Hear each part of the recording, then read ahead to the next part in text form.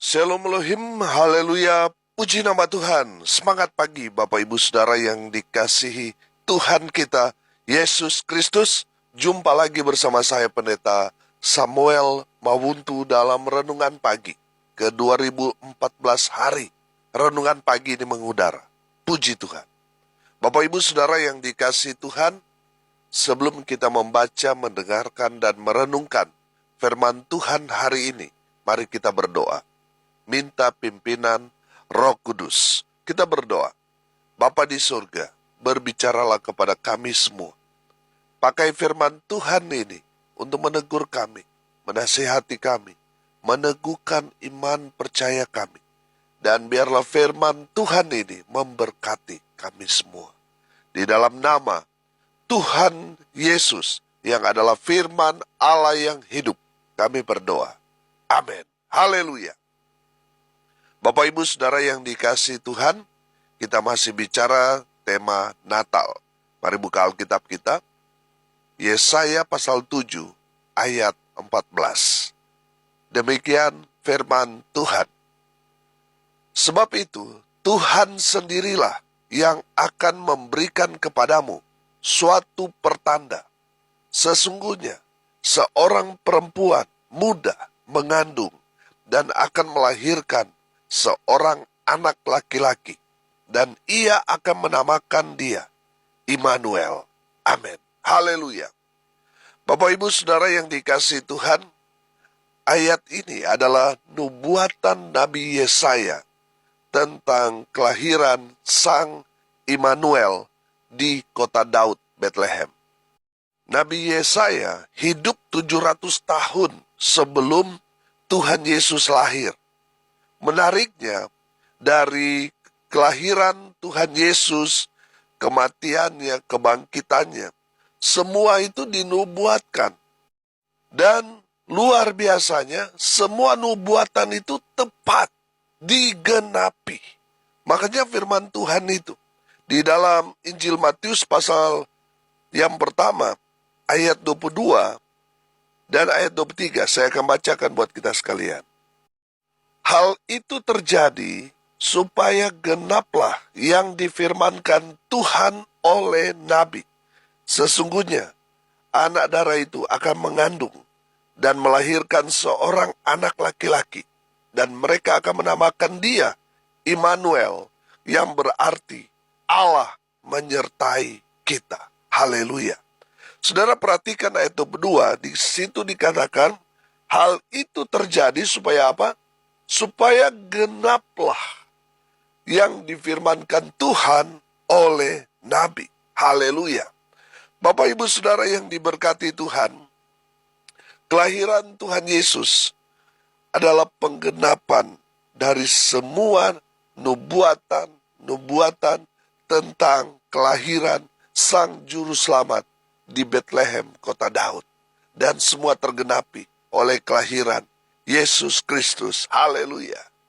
Perempuan muda, atau dalam terjemahan lain, anak dara atau perawan muda yang bernama Maria, dipilih Tuhan untuk menjadi ibu dari Sang Putra Natal. Haleluya.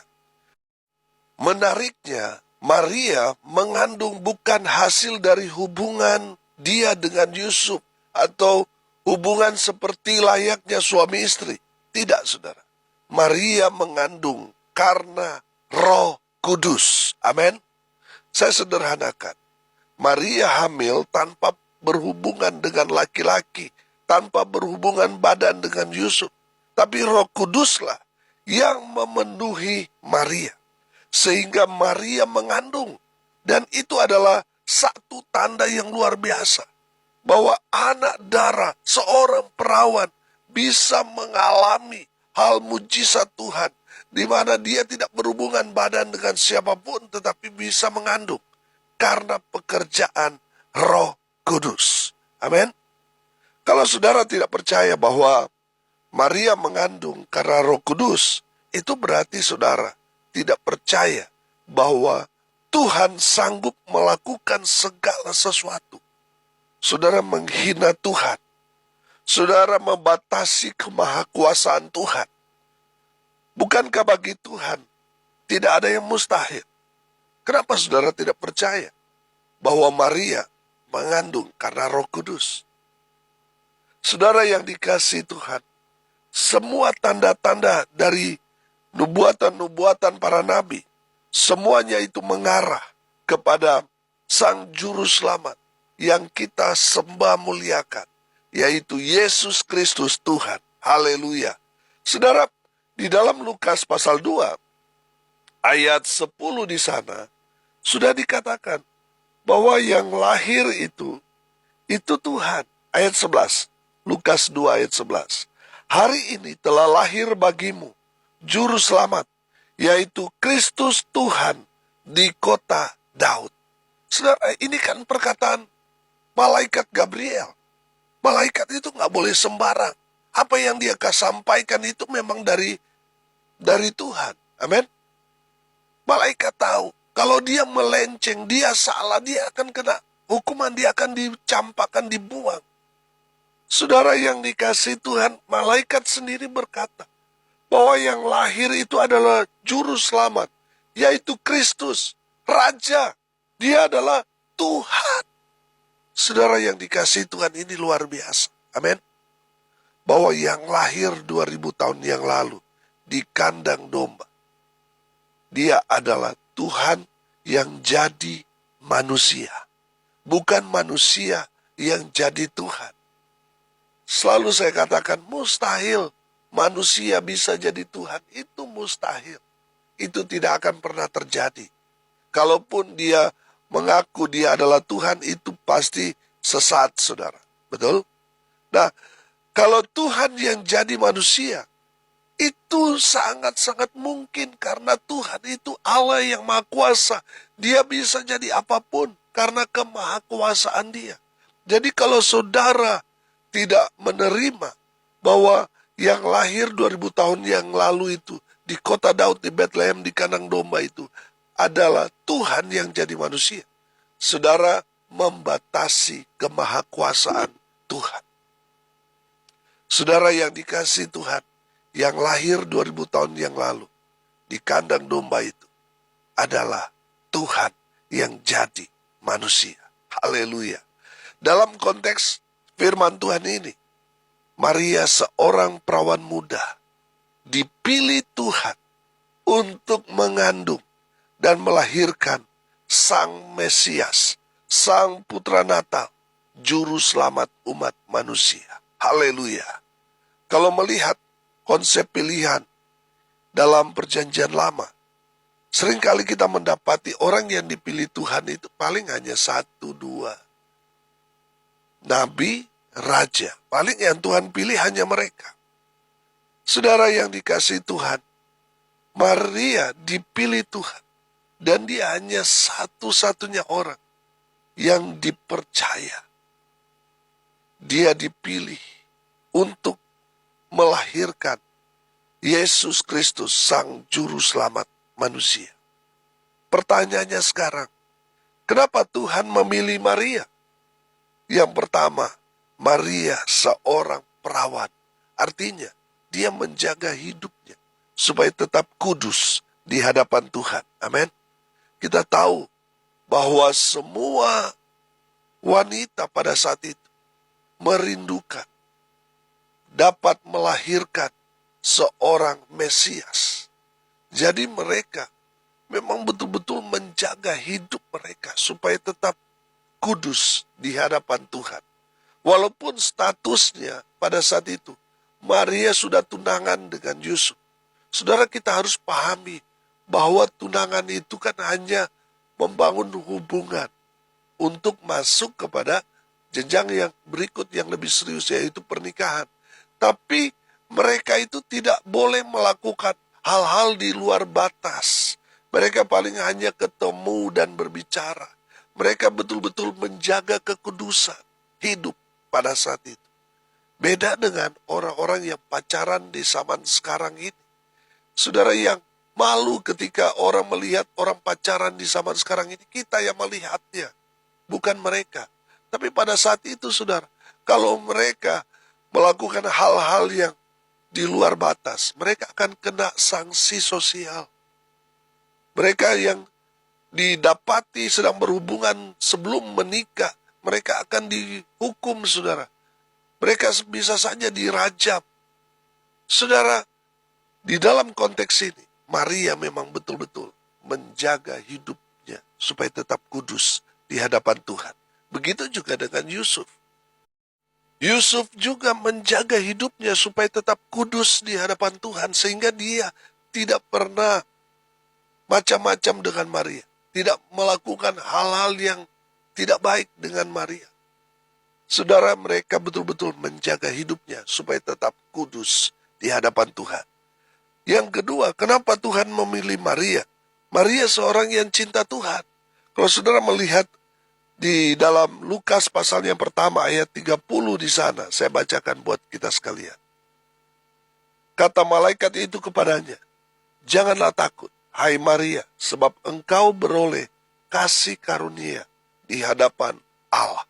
Saudara, saya percaya seseorang yang mendapat kasih karunia Tuhan karena Tuhan melihat orang itu sungguh-sungguh mencintai, mengasihi Tuhan dengan segenap hatinya.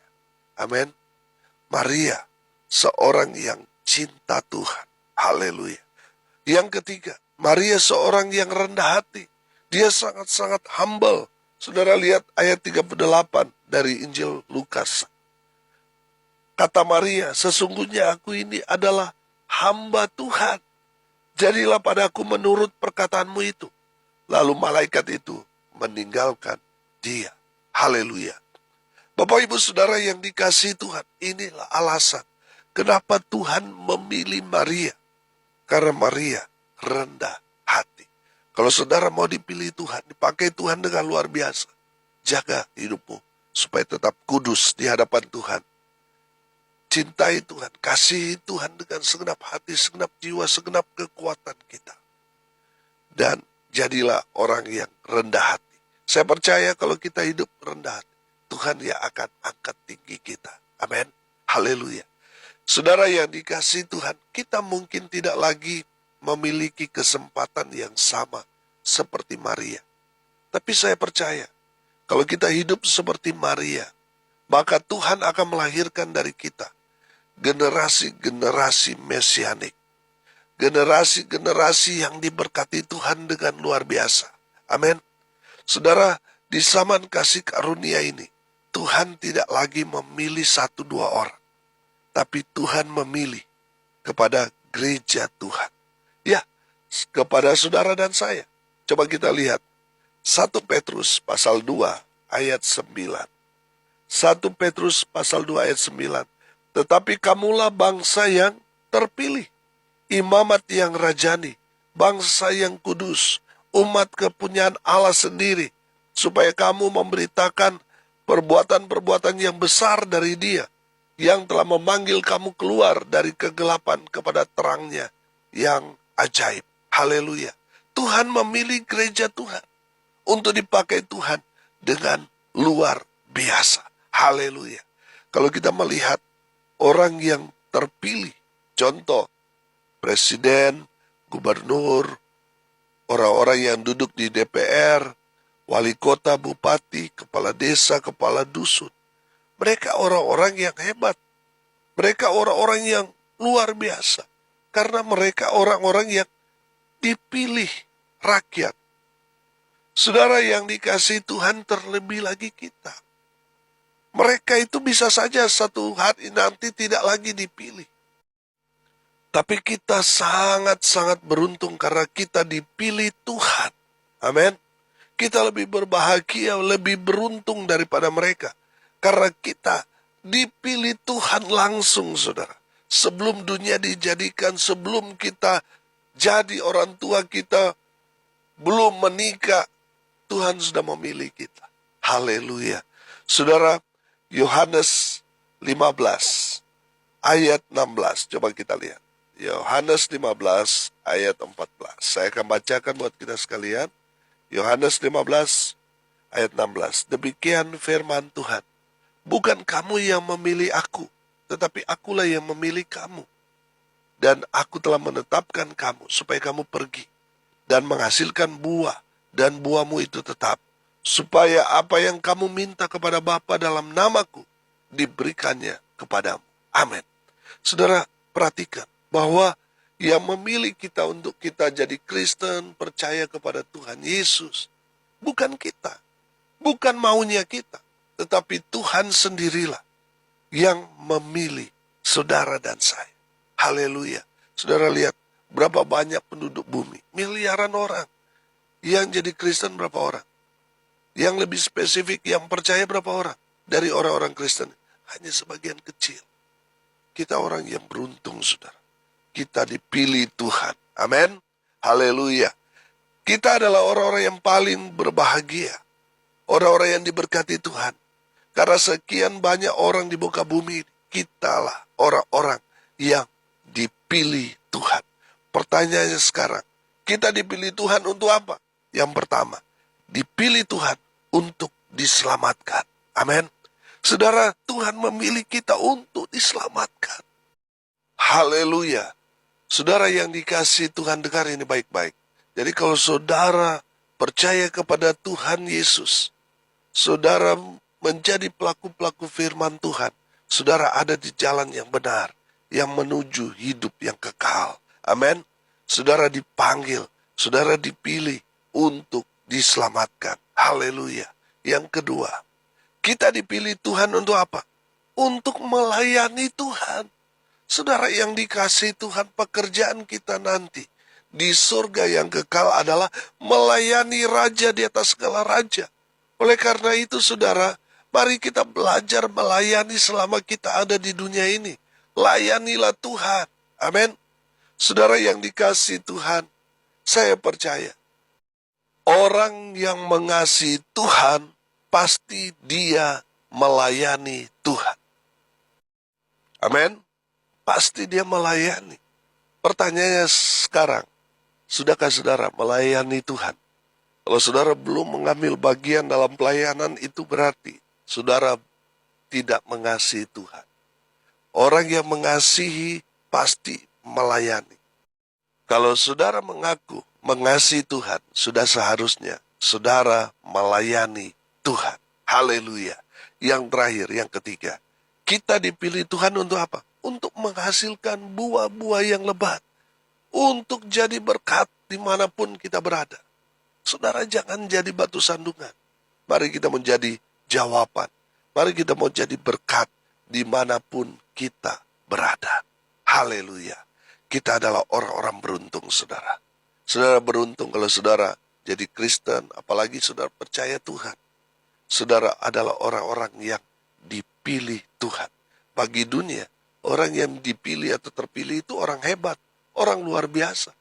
Terlebih lagi saudara, Tuhan yang memilih saudara.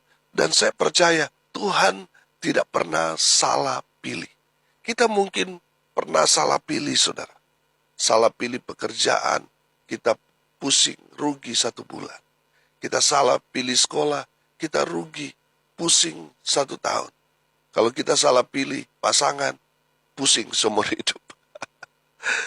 Beruntunglah kita, saudara, sebab yang memilih kita Tuhan, saudara.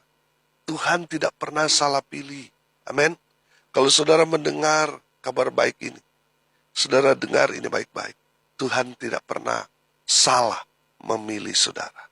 Saudara dan saya dipilih untuk diselamatkan, untuk melayani Tuhan, untuk menjadi berkat dimanapun kita berada.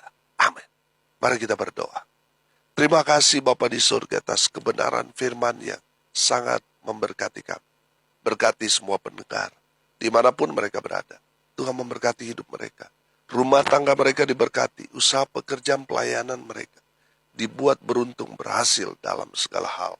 Mereka yang sakit Tuhan lawat, Tuhan jamah oleh bilur-bilur darah Yesus. Mereka yang sakit disembuhkan, mereka yang lemah dikuatkan, hibur mereka yang berduka cita, dan berkati mereka yang hari ini berulang tahun.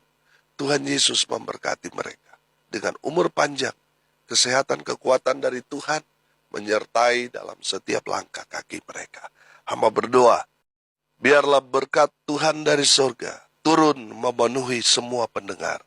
Bapak Ibu Saudara yang dikasihi Tuhan, arahkanlah hatimu kepada Tuhan dan terimalah berkat dari Tuhan Yesus. Tuhan memberkati engkau dan melindungi engkau. Tuhan menyinari engkau dengan wajah-Nya dan memberi engkau kasih karunia. Tuhan menghadapkan wajah-Nya kepadamu dan memberi engkau damai sejahtera. Di dalam nama Tuhan Yesus, sumber segala berkat. Bapak Ibu Saudara yang percaya, diberkati Tuhan, katakan amin. Puji Tuhan. Bapak Ibu Saudara yang dikasihi Tuhan, kalau saudara merasa diberkati melalui renungan pagi ini, bagikan juga kepada saudara-saudara yang lain, supaya mereka juga diberkati, karena untuk itulah kita dipanggil untuk jadi berkat. Salam kasih dari Bali, saya Pendeta Samuel Mawuntu beserta dengan keluarga mengucapkan selamat hari Natal kepada Bapak Ibu Saudara sekalian dimanapun saudara berada. Kiranya di Natal ini kita hidup penuh kasih, sukacita, damai sejahtera dari Tuhan Yesus menyertai dalam kehidupan kita sekalian. Haleluya. Salam kasih dari Bali. Saya Pendeta Samuel Mawuntus. Sampai jumpa besok pagi. Tuhan Yesus memberkati kita semua. Haleluya.